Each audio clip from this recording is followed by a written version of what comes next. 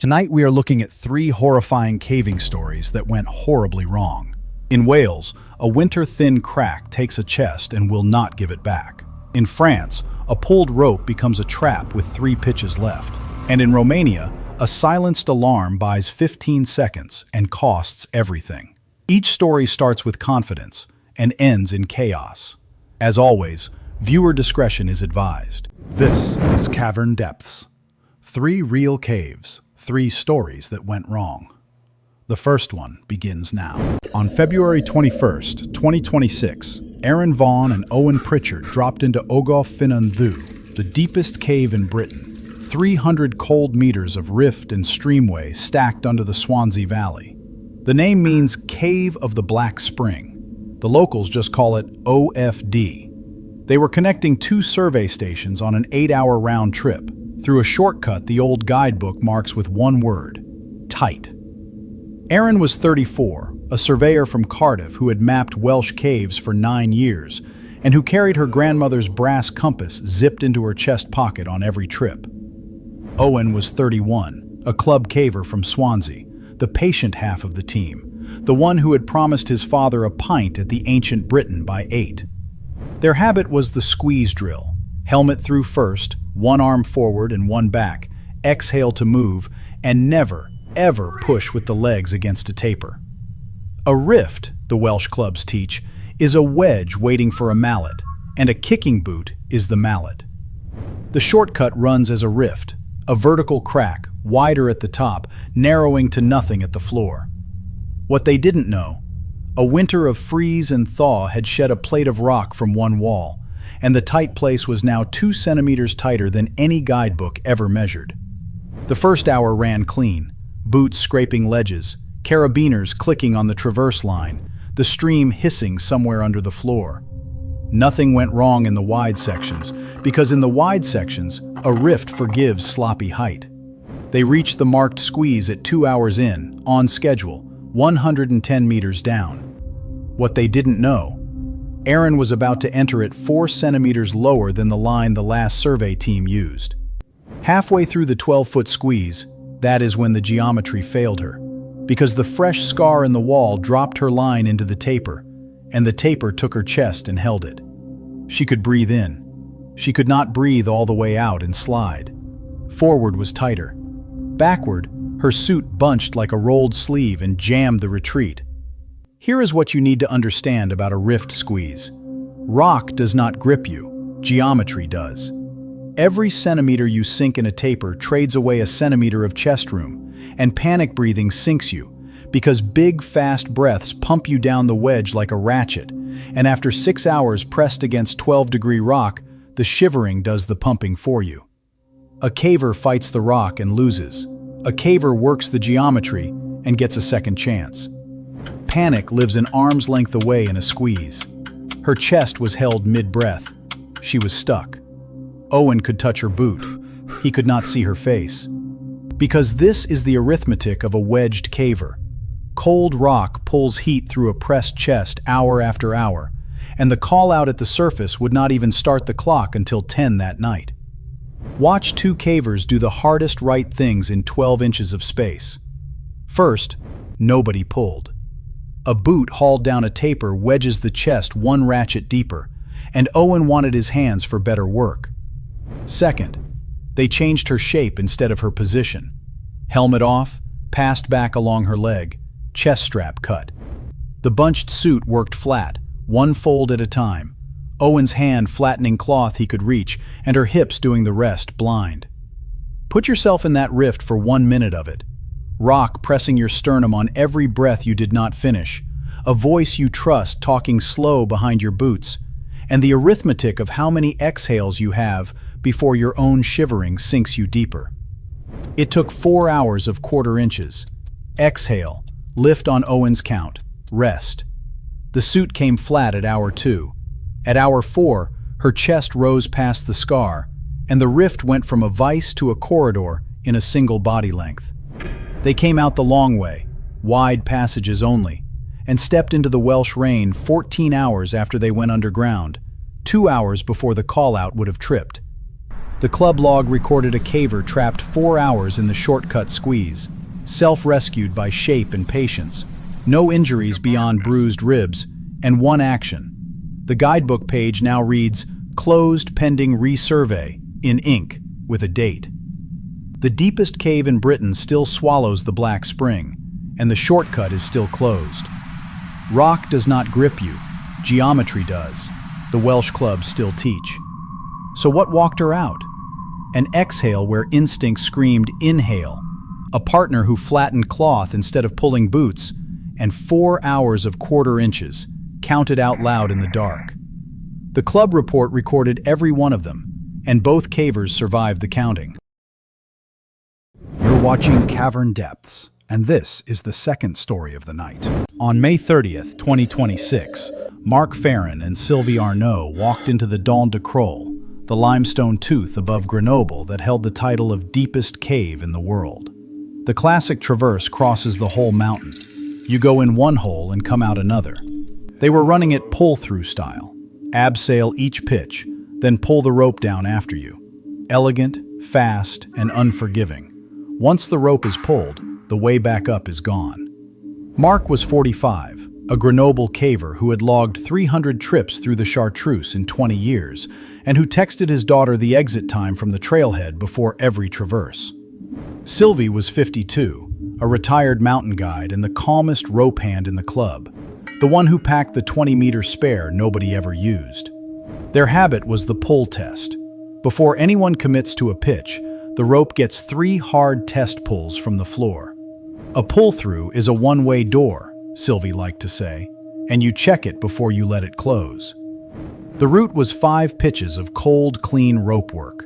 What they didn't know, spring meltwater had widened a hairline crack at the 3rd pitch head into a rope-width slot, a perfect anchor-shaped trap sitting exactly where a pulled line would run.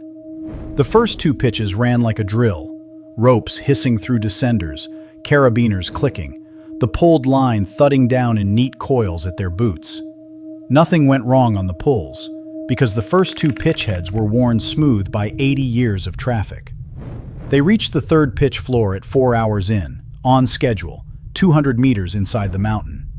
What they didn't know, this pull was about to be the last one the rope ever made. On the 3rd pull, that is when the retrieve failed, because the falling end whipped into the meltwater slot and seated itself like a knot in a bottle, and 40 meters of rope hung above them, anchored by nothing but a jam. They pulled together. The rope stretched, hummed like a cello string, and gave them nothing.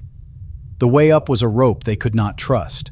The way down needed 60 meters they did not have. Here is what you need to understand about a jammed pull-through. The rope looks exactly like a rigged pitch, but a rigged rope hangs from an anchor built by hands, and a jammed rope hangs from friction nobody chose, and friction that's seated under one sharp tug can unseat under the next slow one. A caver reads the rope in the beam. The crack that holds it keeps its own counsel. Panic lives under a rope you cannot trust. The retrieve had failed. They were stuck between pitches. The spare was 20 meters. The next pitch needed 35. Because this is the arithmetic of a stranded traverse. The call-out would not trip for 9 more hours, and 12-degree limestone takes a resting caver's warmth on its own quiet schedule. Watch 2 veterans refuse the obvious rope. First, nobody climbed the jam. Prusicking a jammed line loads it slow, exactly the load that unseats friction, and a 40-meter fall answers no questions. Second, they rebuilt the problem to fit the rope they owned. The guidebook showed a ledge line splitting the 35-meter pitch into 2 short steps, rigged by cavers who ran out of rope here in 1962. Put yourself on that pitch head for 1 minute of it. A spare rope that reaches exactly as far as a stranger's 60-year-old bolts, a jammed line swaying overhead like a question, and the arithmetic of how many abseils 20 meters can be cut into before the margin is a rounding error. The old bolts took a sling, then a test, then a body. 10 meters to the ledge, re-rig, pull, 10 more. 2 short pitches where the map drew 1 long one, and the spare rope came down clean both times, and the last pull ran free as a fishing line. They walked out of the Trou du Glas into the evening alpenglow 11 hours after they went in. 3 hours late, with the spare coiled on Sylvie's shoulder and 40 meters of club rope still hanging in the dark behind them. The club log recorded a jammed retrieve at pitch 3, a party trapped between pitches and self-rescued on the 1962 ledge line, and no injuries. The rope came out a month later on a rescue pole, and the crack at the pitch head now wears a paint ring and one word: piège, trap. The mountain that was once the deepest cave in the world still lets cavers cross it in a day. A pull-through is a one-way door, Sylvie still says. So what got them through it? 3 test pulls, a spare nobody ever used, 60-year-old bolts that held one more time, and the discipline to leave a rope they owned hanging on a jam they did not. The report recorded 11 hours and 40 meters abandoned, and both cavers survived the trade. You're watching Cavern Depths, and tonight's final story is the one they still talk about. On June 9th, 2026, Kenji Sato climbed down the access shaft into Movile Cave, the longest isolated ecosystem on Earth, a cold black pocket of Romania sealed from the sky for 5 million years. Nothing inside has ever seen the sun. The air itself is older than our species. He was there on a research permit, one of a handful granted each year.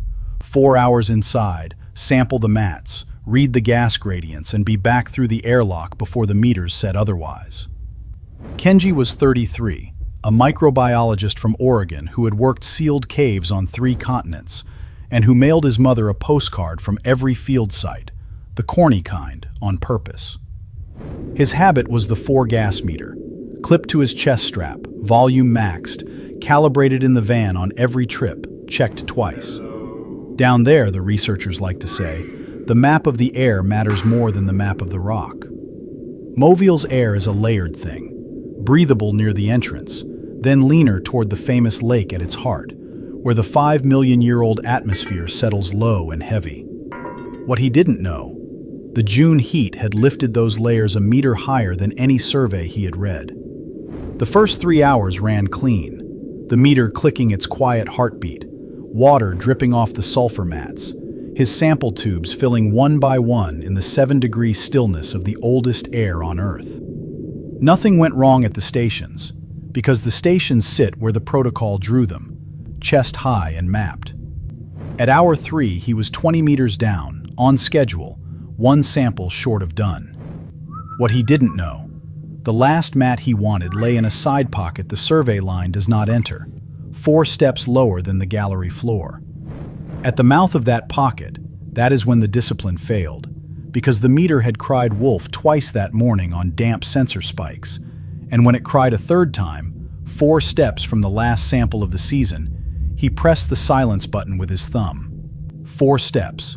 Scoop, cap, turn. 15 seconds, maybe 20. The pocket was knee-deep in a gas the beam could not show him.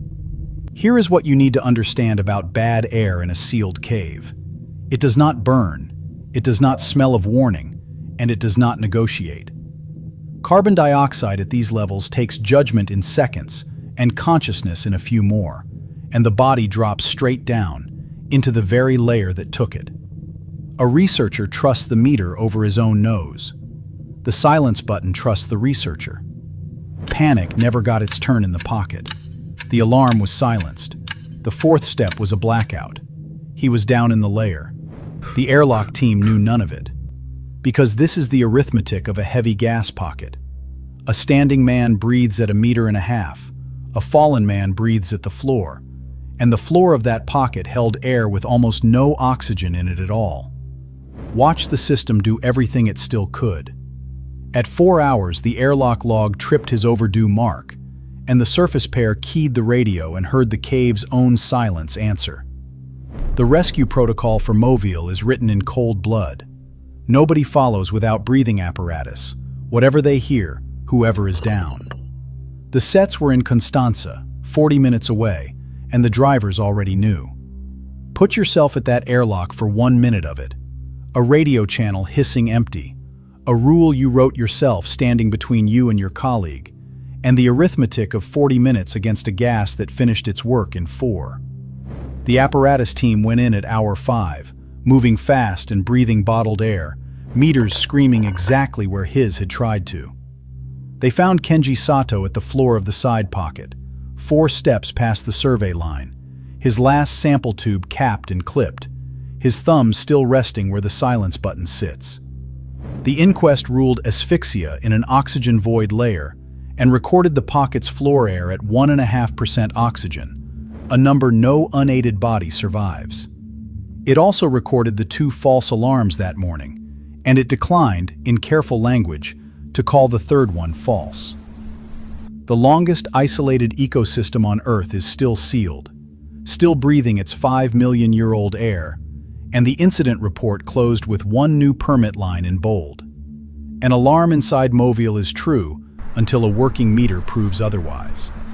The map of the air matters more than the map of the rock, the researchers still say. Kenji died 4 steps off the map, in floor air holding 1% oxygen.